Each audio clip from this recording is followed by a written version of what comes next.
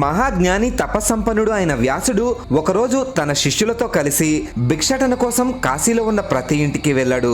శివుడు వ్యాసుడి సహనాన్ని పరీక్షించాలి అనుకుని వ్యాసుడికి ఎక్కడా భిక్ష దొరకకుండా చేశాడు. అలా వ్యాసుడు తన శిష్యులతో కలిసి 2-3 రోజుల పాటు కాశీ అంతా తిరిగినా కూడా ఎక్కడా వారికి ఒక్క మెతుకు కూడా దొరకలేదు. దాంతో 4వ రోజు వ్యాసుడు ఆయన శిష్యులు వేరువేరు దిశల్లో భిక్షాటనకి వెళ్లారు. కానీ శివుడి ప్రభావం వల్ల శుభకార్యాలు జరిగిన చోట కూడా వారికి భోజనం లభించలేదు. తన శిష్యుల ఆకలి బాధని చూసి తట్టుకోలేక ఆగ్రహించిన వ్యాసుడు కాశీ మహాక్షేత్రాన్ని శపించడానికి సిద్ధమవుతూ ఉండగా పరిస్థితి చేయి దాటిపోతుందని గ్రహించిన పార్వతీదేవి స్వయంగా ఆహారాన్ని తీసుకొచ్చి వ్యాసుడికి అందించింది.